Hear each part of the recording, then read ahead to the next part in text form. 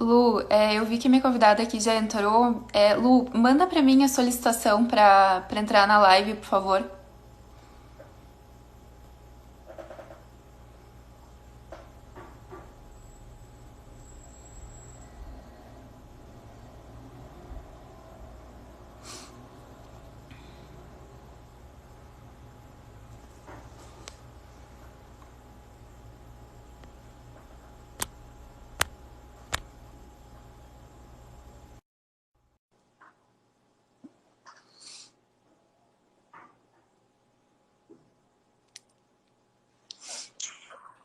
Oi, Caroline, Oi, tudo Lu, bem? tudo bem? Boa noite. Boa noite, tudo bem? Tudo ótimo. Muito obrigada por ter aceitado esse convite, tá? Fico Eu que muito. agradeço. Vamos conversar um pouquinho. Eu vou deixar. Vou me apresentar, aí depois eu te apresento e vamos conversar um pouquinho antes mesmo para esperar o pessoal entrar e tal. O que que você Uhum, acha? vamos sim, acho ótimo, Tá. acho ótimo. Então, assim, para quem está acompanhando aqui e não me conhece ou é, não tem muita intimidade, bom, meu nome é Caroline, eu sou psicóloga clínica. A abordagem que eu trabalho é terapia cognitivo-comportamental. Eu fiz uma especialização em comportamento alimentar e hoje eu trouxe a doutora Luísa Polônio. É assim que fala o sobrenome, né? Isso mesmo. E, e eu gostaria que ela se apresentasse para vocês também. Por favor, Lu. Uhum, obrigada, né? Obrigada pelo convite de volta. Bom, eu sou a Luísa Polônio, né? Daqui de Curitiba, né? Somos da mesma cidade. Eu sou médica psiquiatra, me formei aqui em Curitiba na PUC, fiz residência aqui em Curitiba também, e também sou terapeuta EMDR, né? Que é uma terapia de trabalho com traumas, mas que a gente vai falar um pouquinho durante a live, né? Que foi uma pergunta interessante que surgiu. Aliás, muitas perguntas muito boas, assim, só tenho a agradecer a participação dos teus, bom, dos Meus seguidores, né? Melhor seguidores. dizendo. Me fugiu o nome, mas também teve algumas no meu inbox, né? Então vai ser bacana a nossa conversa. Estou animada. Então tá. Eu pensei assim, em a gente ir falando sobre o tema que nós nos propusemos e depois Aham. a gente responder as perguntas, até se o pessoal que está assistindo quiser fazer perguntas na hora, agora, depois eu vou pedir para vocês fazerem depois, para não interromper, que a gente combinou um tema para dar uma introdução. Uhum. Até porque teve várias perguntas interessantes, né? Daí a gente tentou organizar uma sequência, né? Para a gente conseguir ir linkando as situações. Mesmo. Bu, mas vamos esperar um pouquinho o pessoal entrar e vai me contando como que você está fazendo, como que você está nesse período de quarentena, como que você está fazendo com os seus atendimentos, até com as Uhum. receitas, se você está atendendo online. Uhum. Então, né, tá sendo bem interessante, porque todo período de crise, né, acaba surgindo algumas evoluções aí na humanidade, digamos assim, né? O próprio Conselho Federal de Medicina se atualizou muito em tentar buscar soluções para esse momento, né, para a gente poder fazer os atendimentos online, coisa que na psicologia já é uma prática há bastante tempo e é super bacana, super funciona. A gente não tinha essa permissão oficial para trabalhar dessa forma, né? E aí, nesse período, foi feita essas mudanças e também foi feita uma mudança na própria plataforma do CRM para liberar as receitas online, né? Não são todas as receitas que estão permitidas serem feitas dessa forma. Tem algumas medicações que são mais controladas, que a gente tem que ter um cuidado maior, mas está sendo interessante, assim, foi uma adaptação toda para o consultório online e agora eu estou no meio termo, assim. Então, assim, é uma parte dos atendimentos presenciais, outra parte online, e tentando avaliar com cada paciente a melhor forma, né, até mesmo para a segurança física, mas essa manutenção do tratamento está sendo muito interessante, assim. Até é uma coisa que tem sido muito legal, que eu tenho percebido os pacientes, no geral, muito resilientes. Quem já estava preocupado com a saúde mental, quem já se cuidava, quem já fazia exercícios de autorregulação, quem já tomava medicações e manteve o tratamento, no geral tem caminhado super bem. Claro, algumas questões anteriores podem até exacerbar um pouco, mas tudo dentro de um controle, assim, bem interessante, assim. Mas, claro, a gente sente o peso, né, da pandemia também nas primeiras consultas, né? Eu vejo que algumas pessoas acabam chegando bem assustadas por nunca terem lidado com consultas psiquiátricas, psicoterapia, saúde mental e se deparar com crises de ansiedade, sintomas importantes, né? E você, como é que você tá, Caroline? Como é que você tem feito esse período? Tem muitos psicólogos, como você falou, que já aderiram, já tinham aderido, já Uhum, era comum fazer atendimento online, mas para mim foi uma novidade também, esse teleatendimento. Eu sei.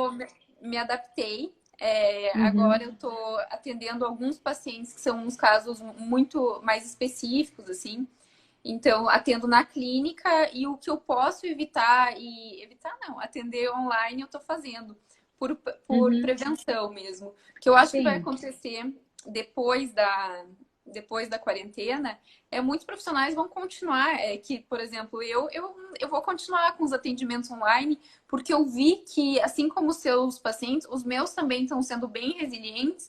E eu acho que, assim, Uhum, vários deles me falaram: olha, eu estou me sentindo bem confortável aqui. E conseguem ter a uhum, mesma abertura e tal. Principalmente sim. os pacientes que, assim, já eram meus pacientes, então já tinha aquela questão de vínculo e tal, então é mais Uhum, é, uma manutenção e tudo, né? Agora, quando é primeira consulta, eu prefiro que seja presencial. uhum. É. Só que hoje, né, o mundo está adaptado, né? O presencial hoje em dia não é o presencial como era antigamente, né? Que a gente tinha liberdade de tomar um café, tomar uma água. Hoje em dia é com a máscara, assim, né? E toda uma Uhum. restrição. Mas ao mesmo tempo funciona, assim, é muito bacana. E eu percebo que tem duas restrições importantes em relação ao atendimento em telemedicina ou atendimento online da psicologia. É a privacidade. Então, a pessoa que não tem privacidade em casa realmente fica difícil, às vezes, né? As outras pessoas da casa acabam ouvindo, acaba travando muito essa questão. Ou a questão, por exemplo, da própria conexão. Às vezes mora num lugar que a internet não é muito boa, acaba travando muito assim durante a sessão, aí fica bem difícil. Mas fora isso, eu acho que a tendência assim, é a gente ter esse recurso a mais.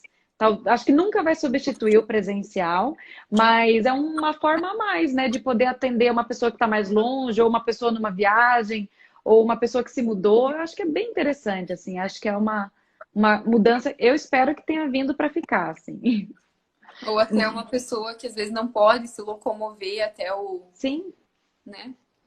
exato. Isso mesmo, Lu. Para mim, então, para nós duas, acho que está sendo uma experiência nova e válida, né? Tá sendo bem bacana, para mim, tá sendo positiva. Uhum, sim. Vamos agora, acho que entrar no tema que a gente trouxe, Uhum, vamos. a complementariedade da psicologia e da psiquiatria, como até como uma equipe multidisciplinar. Então, eu acho que a primeira coisa, Lu, vamos dar uma diferenciada da profissão da psicologia para a psiquiatria. A primeira Uhum, coisa acredito que seja a nossa graduação, né? A nossa formação. Porque o psicólogo ele tem uma faculdade própria, né? Tem um curso próprio, que é o curso de psicologia, fica 5 anos ali, a grade é em 5 anos, algumas faculdades o curso é integral, em outras não. E o profissional psiquiatra, me corrija se eu uhum, estiver errada, mas são 6 anos mais 3 são 6 anos de medicina, então ele é um profissional de medicina, é um médico, uhum, e depois disso são mais uhum. 3 anos de especialização. Seria isso para a Isso, formação? isso mesmo. Exatamente. É interessante pensar assim nos focos, né, de cada curso, porque o curso de psicologia ele tem um foco no desenvolvimento humano, nas teorias, né, de cada abordagem. E com certeza você sabe explicar melhor que eu sobre isso. E o foco da medicina toda é o corpo humano, né? É a parte biológica, é a saúde clínica, assim como a saúde psíquica também. Mas a psiquiatria ela é apenas uma cadeira dentro do curso de medicina. E daí, depois da faculdade, que a gente começa a entrar nesse universo da mente humana e se aprofundar muito nisso, né? A residência, ela é um período de dedicação exclusiva e integral, né? A gente acaba trabalhando muitas horas por semana com prática. E é muito interessante isso, porque a gente acaba tendo uma base anterior de ser médico para depois ser psiquiatra. Porque o que acontece? Na psiquiatria, a gente tem que fazer os diagnósticos de exclusão. Então, a gente tem os critérios diagnósticos, mesmo que o paciente atenda aquele critério, um dos critérios que está lá é excluir doença orgânica, excluir o uso de substância. Então, assim, a gente tem que ter uma boa noção do que é a saúde física, tanto para poder prescrever as medicações de forma segura e adequada, quanto para também poder tratar as comorbidades quando for necessário e também fazer toda a abordagem da psiquiatria, né? É bem interessante, assim. Bom, eu sou suspeita, porque eu gosto demais, mas é muito bacana a formação, assim, e recomendo para quem, se alguém estiver pensando em fazer. Então, dito isso, eu acho que o psiquiatra é mais na parte biológica, tem que ter a formação em medicina. E a psicologia é uma área da ciência que ela é focada no estudo da mente, no comportamento, na psique Uhum, mesmo. E nós, os psicólogos, a gente usa técnicas e instrumentos para ajudar as pessoas a lidarem com seus problemas emocionais, com os seus distúrbios. uhum. O foco do psicólogo vai depender muito da abordagem, mas, via de regra, ele costuma focar mais nos aspectos comportamentais do que nos biológicos. Uhum, sim. Agora. Uhum, bem interessante. Dentro da psiquiatria também existe algumas sub-áreas, né? Então, tem psiquiatras que se especializam em psicogeriatria, então atende mais os idosos, atende os quadros mais de demência, depressão no idoso e todas as necessidades que essa faixa etária necessita. Também tem, por exemplo, psiquiatras que se especializam em medicina do sono, que focam muito nessa área que também é necessária para a nossa saúde mental, infância e adolescência. Então, também tem algumas sub-áreas, mas é sempre focado também no diagnóstico, né? Claro que é assim, a gente tem que ter um direcionamento, mas o principal foco é a abordagem medicamentosa. Né? Pode até ter exceções, a gente não necessariamente porque você vai no psiquiatra você vai ser obrigado a tomar medicação, não é isso, mas geralmente o foco é em relação a isso, assim, em relação ao tratamento medicamentoso e esse suporte que as medicações podem dar para melhorar o funcionamento cerebral, né? Fazer um afinamento do nosso funcionamento para diminuir sofrimento, melhorar a qualidade de vida, que é o nosso foco, né?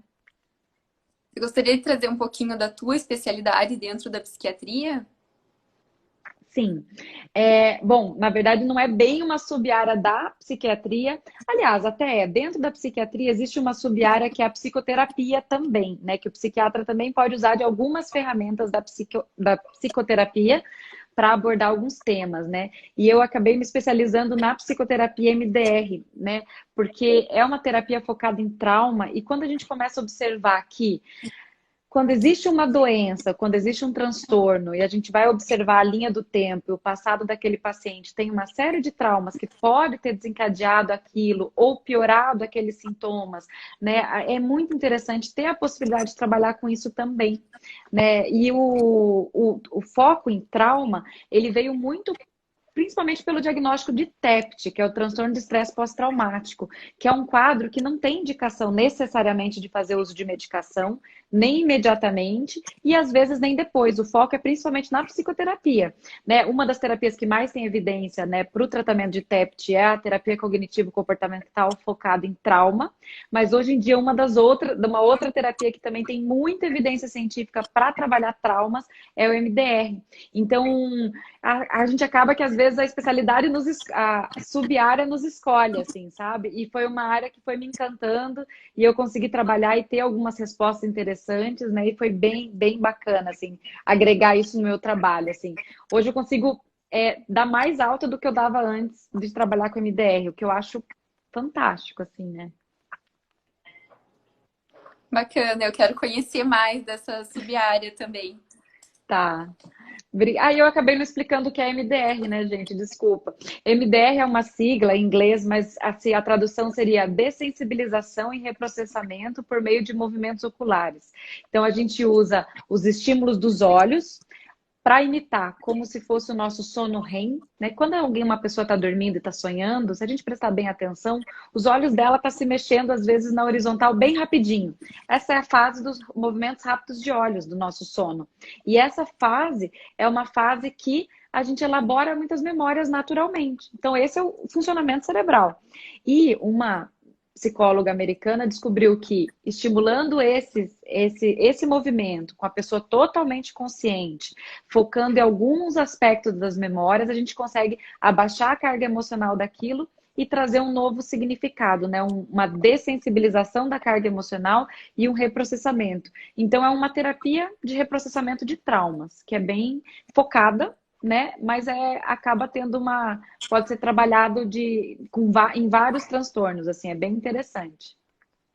Então, pelo que eu entendi, é uma maneira eficaz de você diminuir os medicamentos mesmo, né? Sim, sim. Por quê? Porque antes, por exemplo, na minha formação de psiquiatra, se um paciente chegasse com uma queixa de ter desestabilizado por conta de um gatilho, eu acabava tendo as únicas ferramentas eram a psicoeducação, né, que a gente também tem que fazer de uma forma bem feita, e as medicações. E hoje, por exemplo, se o paciente ele chega, poxa, eu me desestabilizei por conta de um trauma, sofri um acidente 2 semanas atrás, mas a pessoa estava estável há 6 meses, né? Não necessariamente todo o tratamento da pessoa precisa ser alterado. Então, se a gente consegue usar algo para estabilizar aquele gatilho, a gente não precisa aumentar a medicação e aumentar a medicação, ou usar a medicação para tratar de SOS. Então, é bem interessante, assim, sabe? Para estabilização, que é a coisa que eu mais uso no meu consultório, é muito bom, assim, né? Às vezes, na primeira consulta, quando possível, né? Se a gente tem tempo, a gente acaba usando, assim, para a pessoa já conseguir ter mais fôlego para alcançar novos objetivos no tratamento, né? Porque as medicações demoram para fazer efeito, né? Elas não fazem efeito de uma hora para outra. Então é bem bom ter outras ferramentas, né? Na verdade, né, nada vai ser 100% para tudo, né? Por exemplo, o remédio funciona para tudo. Na vida nem tudo tem remédio, né? Mas tem muitas técnicas, muitas abordagens, e realmente é legal, assim, a gente pensar que a gente pode ter outras ferramentas, né? Como é a TCC, como é outras abordagens que são extremamente interessantes e muito bacana de complementar. E de trabalhar junto, né? É muito bom. Trabalhar junto. Eu trabalho com a TCC, que Uhum, é terapia cognitivo-comportamental, uma sim. abordagem que surgiu nos anos 60, através de Aaron Beck, e surgiu com o estudo de pacientes depressivos. Então, o Beck ele verificou que esses pacientes eles possuíam uma visão distorcida da própria realidade, dos outros e dos seus futuros, o que a gente chama de tríade cognitiva. E de que forma que isso piora um quadro de depressão ou chega a um quadro de depressão. Porque essa tríade cognitiva, quem tem pensamentos disfuncionais negativos, altera o nosso humor e, consequentemente, os nossos comportamentos. Então, assim, a terapia cognitivo-comportamental, imagina um triângulo. Então, no triângulo tá situação.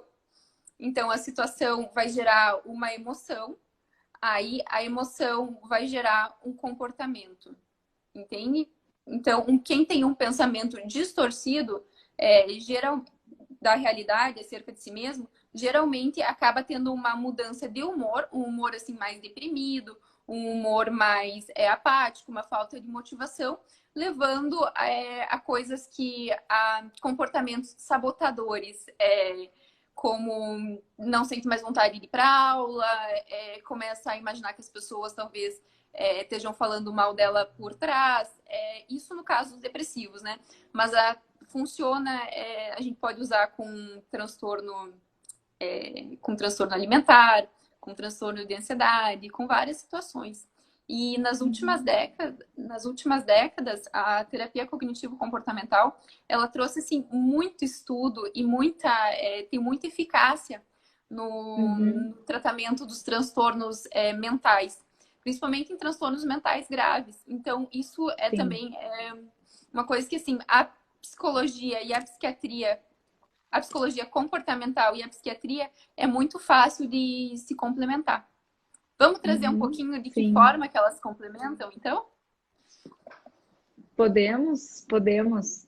Eu acho que é bem bacana isso que você falou, é que acho que dos pontos fortes da terapia cognitivo-comportamental é que ela se propôs a ter muita evidência científica, né? A protocolar os tratamentos, a ter começo, meio e fim, a ter objetivos, a ter foco e ter muita fundamentação científica desde o seu princípio, né? Então, assim, é uma abordagem que hoje em dia é completamente sedimentado, o quanto ela é eficiente, assim, é muito bacana, muito interessante É, mesmo. E assim, quanto muito à complementação,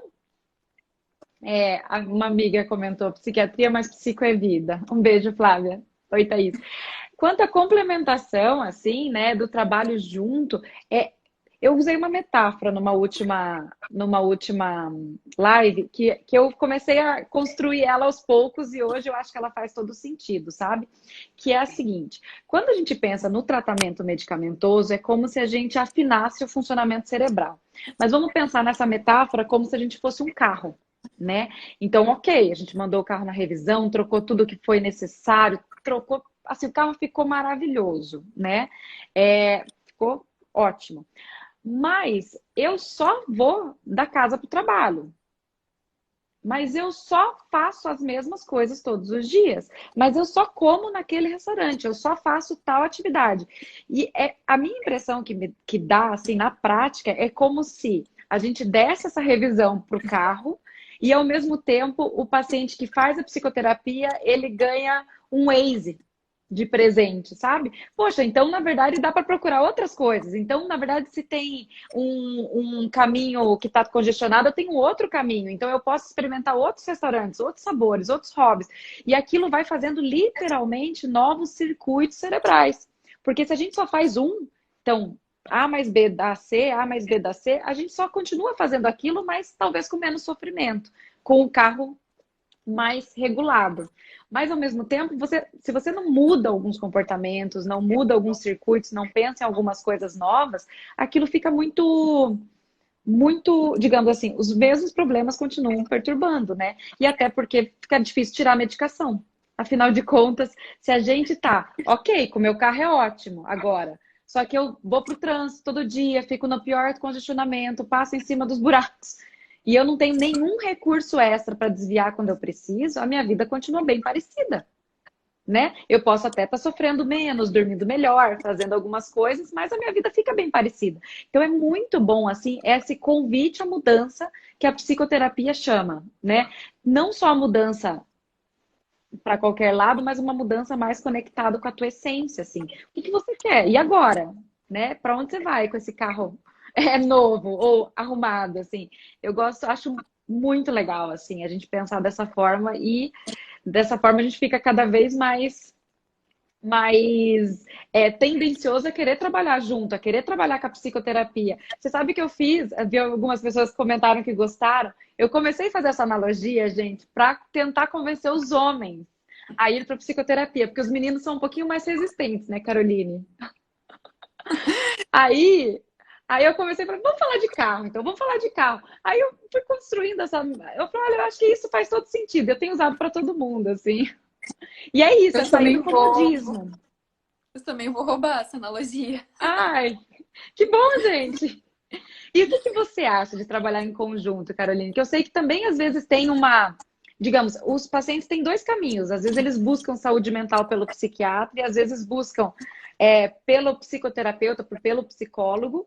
E a gente estava comentando, né? Quando tem bons profissionais, eles sabem muito como encaminhar, né? Então, vai ter observação de qual que é o nosso papel, onde que está o nosso limite de trabalho e o complemento que a gente precisa. Como que você vê esse trabalho em conjunto? Assim, são áreas bem diferentes, apesar de complementares.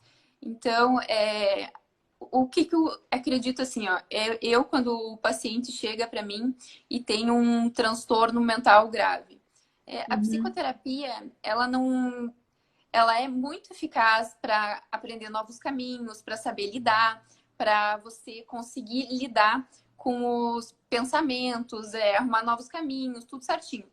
Porém, existe uma parte química por trás dos transtornos mentais que eu recorro ao psiquiatra. Então, nesse momento, eu encaminho. Então, assim, as uhum, duas profissões precisam estar em conjunto, porque não é só a parte química e também não é só a parte cognitiva e a parte comportamental. É uma série de uhum, fatores. Por isso que é tão importante, na minha opinião, é tão importante essa equipe multidisciplinar, né? Eu uhum, até com consigo certeza. trabalhar muito melhor com um paciente que está estável por medicamentos do que alguém que está tendo muita alteração de humor, por exemplo, no caso de um bipolar, um border. É muito difícil para o Sim, psicólogo, não vai ter a mesma eficácia o é tratamento. verdade. Então, eu acho muito Uhum, bom. uhum. E É, fico feliz que os profissionais estão abrindo para isso, né? uhum, sim.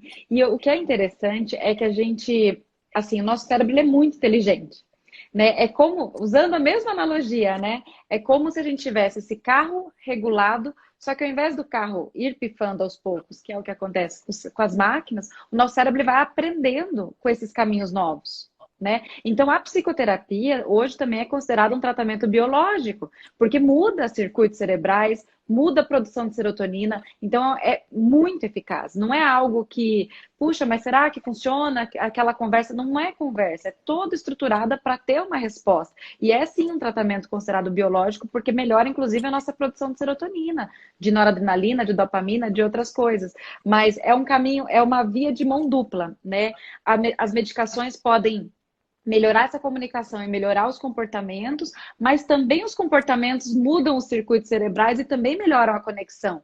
Claro, não tem tudo tem assim como eu posso dizer, um limite, né? Não é uma mudança de comportamento que vai mudar completamente a circuitaria, mas isso cronicamente num processo de tratamento funciona mesmo, né? Hoje em dia a gente tem ressonância magnética funcional para provar isso, né? Em algumas, né? Vários estudos interessantes sobre isso também. Então é bem bacana, gente. É bem recomendo, né? Recomendo para quem está num período de sofrimento ou de que está precisando mudar alguns comportamentos ou rever conceitos na vida. Assim, a psicoterapia é fundamental. E assim, Lu, essa situação, assim, agora vamos entrar um pouquinho no tema quarentena. Para Aham. mim, tá tendo, não sei se você está tendo a mesma experiência, mas gostaria de ouvir um pouquinho de você.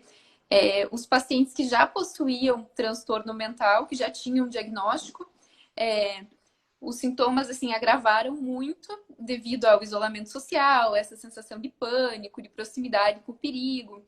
E aqueles que. E muita gente começou a apresentar, né, transtorno de ansiedade, principalmente assim, eu tive contato de alguns idosos, assim, a filha me procurou para atender a mãe e tal, porque realmente estão muito Uhum. tempo em casa e tal.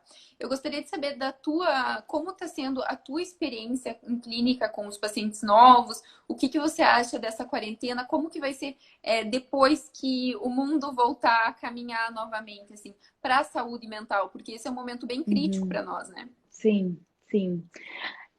Bom, a gente está vivendo um período de estresse continuado, né?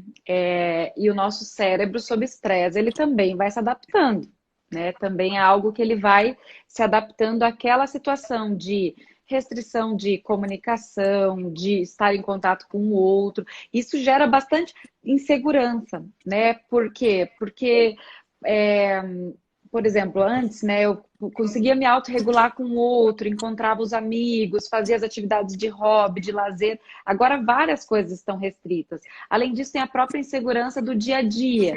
Nem no mercado hoje em dia está normal, né? Nem trabalhar, nada está da forma como era, né? Então, realmente, gera bastante estresse, né? E sob estresse, a gente pode sair da nossa janela de tolerância de afeto. Porque a gente tem uma quantidade de emoções que a gente tolera, né? E às vezes a gente tolera bem por um tempo curto. Então a gente está sentindo pesos diferentes dessa quarentena. No início, às vezes, é aquele impacto, né?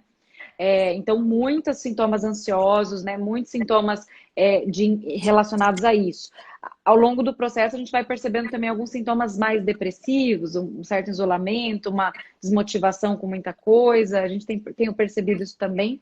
E a tendência, né, é que assim, isso funciona como pequenos traumas todos os dias, né? O que a gente tem que fazer nessa hora, né? Se autorregular, né? Buscar, por mais que a gente não possa fazer presencialmente as atividades que a gente fazia, o que a gente puder manter de rotina e de atividade de lazer dentro do possível, ou em casa, ou em telefone com as amigas, amigos, é muito importante, né? Manter a psicoterapia, o tratamento medicamentoso. Você sabe que eu me surpreendi muito, assim, no meu consultório, quando começou a quarentena e agora. As pessoas que já estavam em tratamento, que já estavam, assim, em processo, eu achei que foi muito interessante, que teve casos que a gente fica preocupado, cheguei a mandar algumas mensagens, pá, como é que você está lidando com isso? Eu sei que é um momento difícil. E as pessoas estavam, não, estou bem dentro do possível, estou bem dentro do possível, estou bem dentro do possível. Eu falei, poxa, e fui vendo e realmente as pessoas estavam bem dentro do possível, porque a gente também liga um sistema de sobrevivência, assim. Então agora preciso tomar fôlego e sobreviver.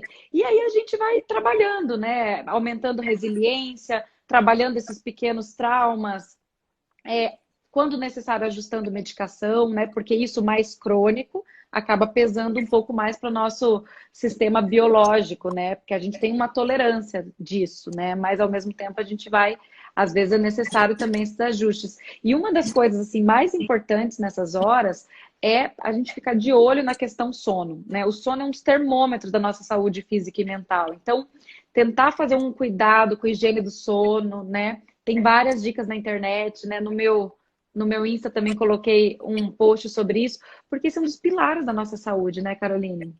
E é uma forma mais objetiva da gente medir como é que a gente tá. Como é que você tem percebido seus pacientes e esse momento? Assim, só um complemento. E as primeiras consultas, sim, assim, daí eu percebo um peso maior do que o que eu estava atendendo antes, porque o fato das pessoas, algumas pessoas nunca terem parado para pensar em saúde mental e se deparar com uma crise de pânico, com uma crise de ansiedade ou um ataque de pânico, é muito assustador.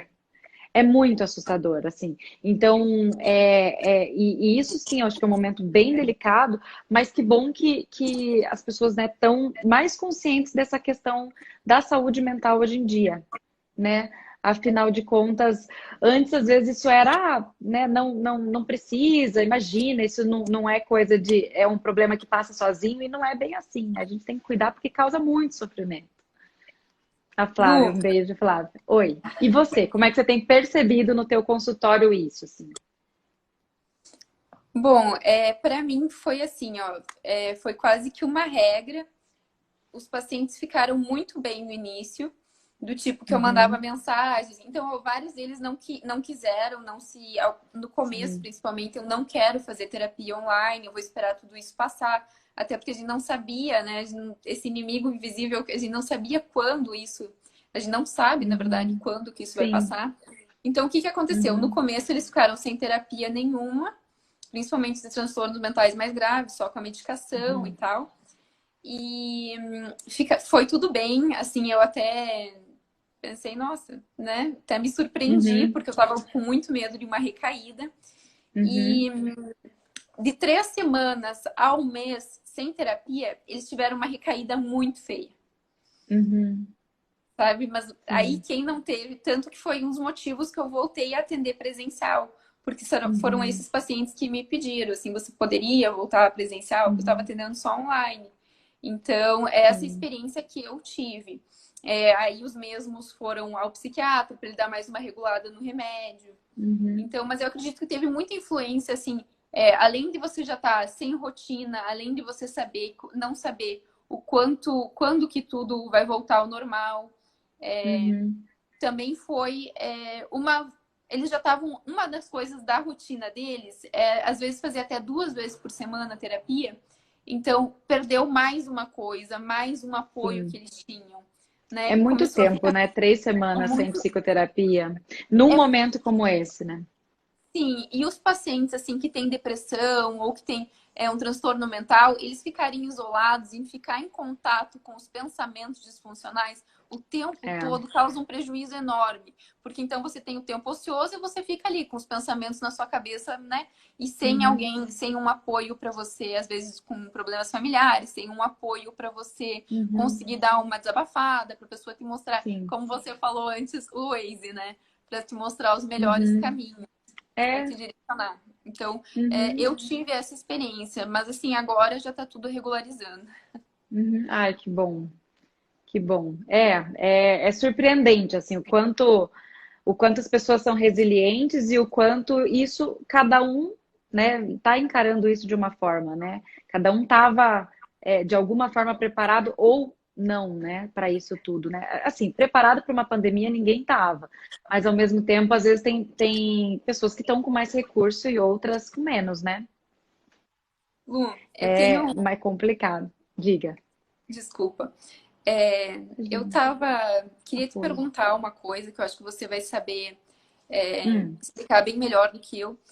Ainda sobre esse tema da pandemia, como que você acredita que vão ficar as coisas após a pandemia para a saúde mental, quando liberar para o É. convívio social normal? Porque eu li alguns estudos do Ebola, estudos até da H1N1. Quem teve em quarentena, quando voltou ao convívio social normal, quem estava em quarentena e já tinha um transtorno mental, quando voltou ao convívio social, é que apareceu sinais de agressividade, Uhum. impaciência, até ansiedade um Uhum. pouco maior. Não Uhum. sei, tem alguma mudança no cérebro, alguma coisa, talvez, não sei, nas sinapses, quando É, fica isso, em isso, isolamento? isso funciona como um trauma, né? É, pequenos traumas que vão se acumulando, né? Primeiramente, o cérebro reage àquele trauma e aí ele vai consolidando e reconsolidando aquela memória. Então, por exemplo, primeiro aquele impacto chega na amígdala cerebral, então a gente reage, então tem que lutar ou fugir, né, daquilo. E ao mesmo tempo, depois a gente consolida aquilo, vai para hipocampo e regiões mais de memória mais antiga, né, de memória semântica. O que é interessante, né, assim, nesse momento, que depois, né, retomar, várias coisas podem vir a ser gatilho, né? Ver alguém de máscara, ver alguém tossindo pode ser gatilho, ver alguém, um hospital pode ser gatilho, ouvir a sirene pode ser gatilho. Então, o nosso sistema, primeiro, ele começa a ficar muito alerta, né? E isso tem várias fases, né, daquelas reações ao trauma. E cada pessoa pode reagir de uma forma. Pode fazer, de fato, um transtorno de estresse pós-traumático.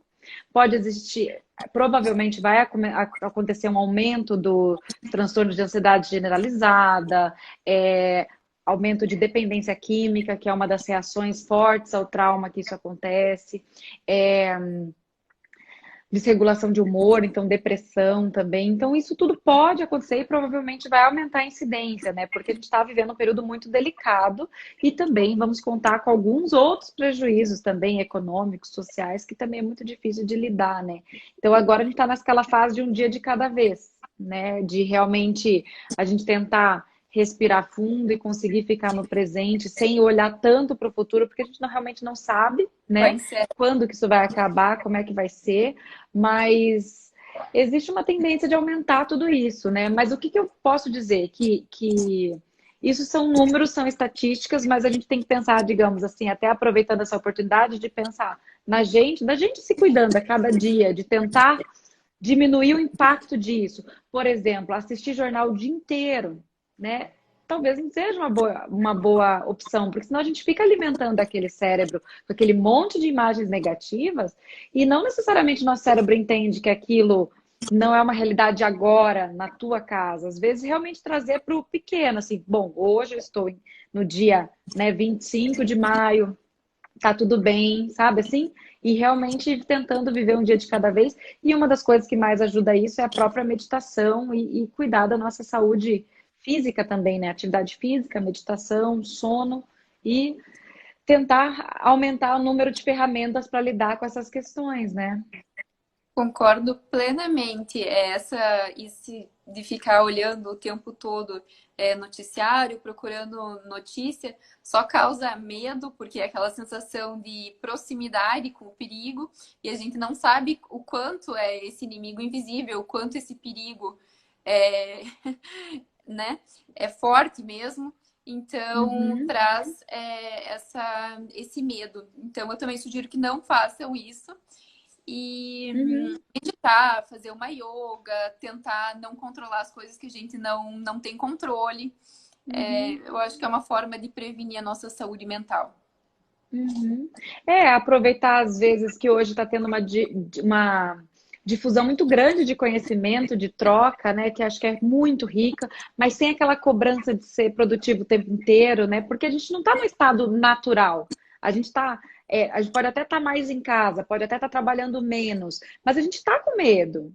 A gente está dormindo, às vezes, um pouco preocupado, a gente está tendo novidades todo dia, né? A gente pode não estar desesperado, que eu espero, né, que a gente consiga não ficar. Mas a gente está no estado de alerta, né? Comendo um pouquinho mais, um pouco mais assim, num radar ligado de sobrevivência, né?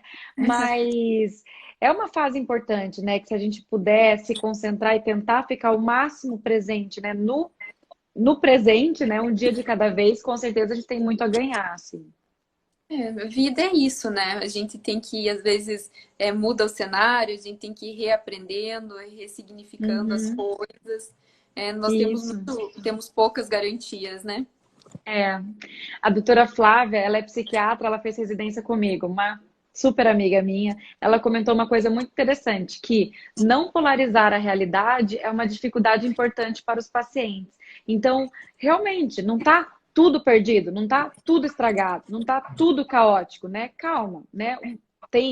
Sim, não estamos na mesma realidade de antes, estamos num novo normal, digamos assim, mas, né, vamos puxar às vezes para o pequeno. Hoje está tudo bem, hoje está dando certo tal coisa, hoje, né, a saúde está ok, e tentar, assim, realmente trazer para a perspectiva de que, né, vamos esperar, ter esperança, né, e fazer nossa parte, né, que é o que a gente pode fazer, de se cuidar, né, dentro do possível. Ótimo. Lu, como o pessoal Diga. interagiu bastante aqui, eu Pois trouxe umas é. perguntinhas anotadas. Não sei se você Sim. tem, o pessoal trouxe também umas perguntinhas para você. E eu acho que sim. Uhum, Vamos sim. começar a responder, porque Vamos. Foram perguntas bem complexas. Vamos começar a falar delas, assim. Só um pouquinho, acho que cortou um pouco. E os pais, como podem tranquilizar as crianças que perderam quase tudo? Amigos, escola, professor e lazer. Muito boa pergunta. Bom, gente, o mínimo, assim, por mais que seja uma rotina diferente, mas ter rotina é fundamental. Então, por mais que a escola agora passou a ser em casa, realmente dividir um pouco os horários, né? Ter aquele momento do trabalho da mãe, ou a escola da criança, ter atividades de lazer, assim, né, atividades físicas, mesmo que em casa, é algo bem importante. E essa hora é o momento dos adultos passarem uma segurança, né, também de, poxa, né, um dia eles têm que entender o que está acontecendo, mas nós estamos aqui, nós estamos fazendo a nossa parte, né, nós estamos nos cuidando para que isso passe, né, da melhor forma. O que você daria de dica, Caroline, para os pais? Eu acho que é algo bem interessante essa pergunta. como que os pais podem tranquilizar as crianças que perderam quase tudo, estão sem lazer? Eu acho que a primeira coisa é você explicar a situação, você ser franco com as crianças. O que que tá... Porque elas não têm, talvez, o entendimento do que está acontecendo no mundo. De uma forma que seja até, às vezes, lúdica para a criança, trazer com desenhinhos, alguma coisa assim. Mas explica que tem um vírus que pode colocar em risco não só ela, mas também a mamãe, também o papai. E por enquanto, o ideal é ficar um pouquinho afastado para depois a gente se abraçar, né? Então, quanto Uhum, antes, colocar mais dessa forma. E, assim, uhum, arrumar atividades novas de lazer em casa, assim como nós estamos tendo as nossas profissões em casa, é, aula online, eu estou fazendo atendimento online, a Lu também. Também arruma uma fonte de lazer para os teus filhos em casa. uhum, Lego, fazer massinha, aprender a fazer slime. Também é um momento assim que pode ser muito produtivo para as famílias, muito precioso para as famílias, se ele for usado com assertividade. Porque é um momento que está todo mundo em casa. Então, Uhum. se aproxima do teu filho, vê uma forma que ele vai entender essa situação mundial, porque a gente não está livre de Uhum. mais para frente acontecer novamente, né? Uhum. Então, assim, a dica que eu dou é tenta, primeira coisa, explica a situação, mas a situação real para ele, o porquê que ele não pode, sem apavorar, sem nada, mas o porquê que ele não Uhum. pode, não tá indo para a escolinha nem nada, não pode ver os coleguinhas. E, Uhum. e a gente espera que logo passe, também não dá informações, não dá esperanças que não são verdadeiras. Uhum. E aí arrumar esse tempo, usar desse tempo para ter para ficar com seu filho, de lazer Uhum. e até se conectar um pouquinho mais com ele, né? Afinal, todo Uhum. mundo está É tendo isso agora mesmo. que se reinventar. Então, as crianças é uma boa forma para praticar Sim, paciência sim. também, né? Para É, esses, talvez a próxima geração tenha um pouquinho mais de tolerância à frustração. pode ser. Sim. E aí, assim, foram O, tantas perguntas, Caroline, que eu acho que nosso tempo está apertado, mas eu acho que a gente podia dar um foco nas perguntas mais focadas nos profissionais, psicólogo, psiquiatra, né? Para a gente tá, conseguir falar tudo. O que que você acha? tá bom, vamos começar então por essa aqui que eu achei bem interessante. Ah, Qual que é a diferença do psicólogo, do psicanalista e do psiquiatra? Acredito tá. que você tenha iniciado, feito uma Uhum. especialização também em psicanálise, né? Então, Sim, fiz. Fiz na UTP uma pós de psicoterapia de orientação psicanalítica, o que é bem diferente da formação em psicanálise, né? Acho que a diferença entre psicólogo e psiquiatra a gente já falou um pouco, né? E ao mesmo tempo, sobre o psicanalista ele não precisa ter a formação em psicologia, né? E nem em medicina. Ele pode ter qualquer ensino superior, se interessar pela área, e a formação do psicanalista mesmo, né? Porque eu fiz a pós, não sou psicanalista, e hoje minha abordagem é completamente diferente, mas a gente aprende muito com a escuta e tudo que a gente viu na pós. Mas é muito mais digamos assim, eles não se propõem a ser uma psicoterapia, ou até mesmo tem um questionamento se é ou não ciência, mas eles se propõem a ser uma experiência ética, o que é diferente, assim, mas é bem complexo. Ele se pauta também em algumas teorias, técnicas, né, todas fundamentadas principalmente, né, na teoria freudiana, mas é muito interessante também esse olhar da psicanálise para o sujeito, né? Mas é um olhar totalmente diferente do olhar que faz diagnóstico, do olhar que tem, assim, esse foco no tratamento e remissão de sintomas, né? Que é um pouco mais do foco da psiquiatria e da TCC, assim, que a gente tem um foco é um pouco mais amplo, é mais uma experiência muito ampla, né? E de autoconhecimento e tudo mais. Mas também é bem interessante, assim.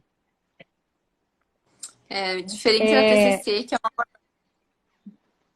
a TCC ela é uma abordagem bem diretiva e bem focada no presente, também muito estruturada, né? Até com tarefas, sim. geralmente eu passo uma tarefa de casa. é, Nas primeiras sessões eu já estruturo todo o tratamento. Então, é completamente diferente da psicanálise, né? Que é mais focada Uhum. assim nas experiências passadas, é uma análise, também tem uma duração mais longa, né? Uhum. Bem mais longa. É isso mesmo. É isso Acho mesmo. E que sobre o psiquiatra, acho que a gente já tinha falado um pouquinho no início, né? Eu acho que isso é bem interessante, assim. Uma pergunta que eu achei super bacana, né, que chegou na tua caixa de perguntas, é sobre se existe preconceito por parte dos psiquiatras com os psicólogos, dos psicólogos com os psiquiatras e de outras áreas da medicina com a psiquiatria. Eu achei essa pergunta muito fantástica, porque sim, existe, infelizmente. E vou falar de alguns pontos, mas depois eu também quero que a Caroline complemente. Mas, por exemplo, às vezes o paciente, só pelo fato dele fazer um tratamento psiquiátrico, tomar medicações psiquiátricas, ele chega num pronto-socorro médico e o médico de lá, que também é um colega, né, médico, às vezes fala: Não, mas por que você toma esses remédios? Ou tá tomando muito remédio, ou tá muito alta essa dose? Porque às vezes não acredita tanto na saúde mental ou nas doenças mentais, né? O que é uma pena, né? Porque a gente perde muito, às vezes, nesse tratamento complementar. Então, existe, infelizmente, assim. Eu acho que talvez esteja diminuindo, tem esperança disso, né? Não sei se é um pouco onde eu vivo, acabo convivendo muito mais com psiquiatras e pessoas que têm contato com psiquiatras, então também fico numa bolha, digamos assim, mas ao mesmo tempo existe muito, né? Ó, a minha amiga Flávia que está aqui, inclusive ela trabalha na UPA e sabe o quanto isso é forte, assim, então da sociedade médica com os pacientes, isso é, né, existe, infelizmente, existe uma tendência de mudar, mas existe. Existe também o preconceito contra os próprios psiquiatras, né? Porque afinal de contas, se eles não consideram que doença mental existe, por que que existe uma especialidade médica, né? Mas isso, gente, é a minoria dos médicos hoje em dia, né? As coisas estão mudando, mas se existe, existe. E aí, preconceito do psiquiatra para mandar para o psicólogo, acho que muito menos. Sempre vai existir, gente. A falta de informação, de comunicação, sempre vai existir de alguma forma, mas é uma pena, porque hoje em dia eu acho que a tendência é muito menor. Assim, é difícil uma residência médica de psiquiatria que não fale de psicoterapia, que não trabalhe de forma complementar, principalmente se tiver um contexto de pacientes graves, de internamento, então é impossível esse trabalho sozinho, assim, né? E da parte dos psicólogos para encaminhar para os psiquiatras, o que você acha, Caroline? Então, sabe que eu vou falar um pouquinho do contexto todo. Eu tinha muito medo de sair da graduação, assim, porque na graduação foi imposto muito até pelos meus professores, assim, que são um pouquinho mais antigos, que existia muito, assim, o psiquiatra jamais trabalharia com um psicólogo. E existe um preconceito, assim, mas é muito pequeno. Eu tô tendo, eu não sei se é porque eu tô tendo sorte, mas assim, tem muito profissional da psiquiatria muito íntegro, né? Que tá abrindo muito para psicologia e realmente acredita no trabalho, gosta de estudar, como a Lu estudou psicanálise, tem outros psiquiatras que eu conheço que estudam psicodrama, que estudam TCC. E assim, eu tô tendo uma experiência muito boa, até muito melhor do que eu imaginava. Que E bom. quanto ao preconceito do psicólogo para encaminhar para o psiquiatra, olha, eu acho que tem que saber quando encaminhar, né? Você tem que também saber ter quando que assim o meu tratamento não pode ser feito sozinho. Isso é uma forma Uhum, de humildade, até de bom senso. uhum, Eu nunca vi disso, assim, acho que da nossa parte, não. O que acontece muito às vezes, você fala pro paciente, ou quando ele é menor, você fala para os pais do paciente, você passa um encaminhamento. Olha, eu gostaria que ele visitasse um psiquiatra para fazer um diagnóstico. Aí eles vêm com, não, eu não gostaria, porque uhum, psiquiatra vai encher de remédio, psiquiatra pode deixar a pessoa o meu filho um pouco mais lentificado ou eu não uhum, quero tomar remédio. Então, nesse uhum, ponto, infelizmente, eu já senti um pouquinho de preconceito, mas não do psicólogo uhum. para o psiquiatra. Sim, sim. Não sei Não, se existe. e esse preconceito, ele existe mesmo, né? E é pesado. Às vezes a pessoa fica com medo de quebrar o vínculo por encaminhar para o psiquiatra, como se fosse quase que uma ofensa. Mas, gente, assim, ó, independente de medicação, a gente tem que entender e conhecer o que existe de melhor, né? O que existe de tratamento para mim, né? Qual que é o custo-benefício desse tratamento, em todos os sentidos de custo-benefício, né? E ao mesmo tempo, a gente depois tomar a decisão, porque se a gente nem conhece o que existe, às vezes a gente está deixando de fazer um tratamento que pode ser, inclusive, protetor da saúde mental lá do futuro. Então, por exemplo, uma depressão tratada evita risco de aumento até aliás, melhorando a frase, uma depressão não tratada aumenta riscos até mesmo de demência. E a depressão tratada com medicações adequadas deixa o risco igual da população geral. Então, isso a gente pode saber que o tratamento é neuroprotetor, né? Não é só para diminuir o sofrimento daquele momento, daquele minuto, mas é uma melhora do corpo como um todo, né? Inclusive do teu futuro. Então, assim, a gente tem que conhecer esses riscos e o custo-benefício de cada situação e até mesmo para decidir não tratar. Tudo bem, A gente respeita sempre, né, a decisão do paciente. Mas eu acho que a gente tem que buscar a melhor informação sempre, né? Ótimo, Lu. Que mais tem de pergunta? Tem uma pessoa que perguntou se você também, porque a minha especialidade é comportamento alimentar, então eu acabo tendo mais pacientes de transtorno alimentar. Então, Uhum. essa moça perguntou se a doutora Luísa também trabalha com transtornos alimentares. Trabalho sim, gente. Também é uma área de interesse minha. E assim, nos transtornos alimentares, vou me meter um pouquinho na sua resposta. Eu acho que ainda Aham. mais importante, ou assim, se nos outros transtornos mentais já é muito importante uma equipe multidisciplinar, nos transtornos alimentares é fundamental. Eu não tenho Fundamental. como fazer assim, pelo menos é a minha percepção, é muito difícil eu fazer um trabalho excelente para, por exemplo, um transtorno de compulsão alimentar periódica, um transtorno, uma anorexia nervosa, sem talvez um nutri, sem talvez um psiquiatra mesmo, ou um Uhum. endócrino. Então, nesses casos, assim, eu acho que, trazendo um pouquinho do nosso tema, né, é fundamental uma equipe Uhum. multidisciplinar. Não sei se você tem a mesma opinião, se você concorda comigo, Tenho. Luísa. Tenho. Eu acho que é um dos transtornos que mais necessita do acompanhamento multidisciplinar de uma equipe mais completa, né? E realmente, né, o nutricionista, o médico clínico geral, porque esses transtornos têm comprometimento físico, né? Às vezes tem pessoas que perdem os dentes por conta de bulimia, né? E às vezes as pessoas nunca ouviram falar nisso, mas porque de tanto induzir vômito, por exemplo, pode ter problemas até na arcada dentária, então é necessário um dentista. Claro, o mais importante é a gente tratar a causa, só que a gente também tem que correr atrás de toda essa parte neurometabólica que pode acontecer. Às vezes, com uma restrição alimentar importante, pode ter ausência de menstruação, toda a parte clínica tem que ser muito bem avaliada. Então, ter um apoio do endocrinologista, de um clínico, quem for, né, o médico possível de acompanhar essa parte é fundamental. Até a nutricionista, psicólogo. Às vezes até é interessante um acompanhamento familiar, porque às vezes é toda aquela família que tem alguns padrões alimentares que são muito disfuncionais, então realmente também pode ser algo importante, um apoio em grupo, uma terapia de grupo também pode ser muito interessante. Acho que é um dos transtornos que mais exige isso, assim, com um cuidado e com uma interação entre a equipe, né? Isso mesmo. E muitas vezes eu faço isso, de chamar toda a família, ver como que é a alimentação em casa, mesmo se o paciente já Uhum, for maior de idade. Ou quando não os uhum, pais, eu chamo o marido, a esposa. Então, é bem uhum. importante isso. Lu, Sim, falta um sim. minuto e meio para terminar a nossa live. Será que a gente responde Sim, mais uma pergunta ou a gente tá. abre aqui para as perguntas que estão Eu acho que vai fazendo? ficar.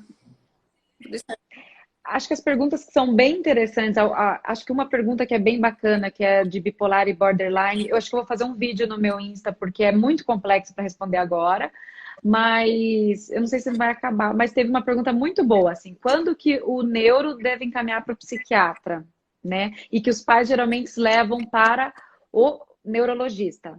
É, no início, né, da avaliação, né?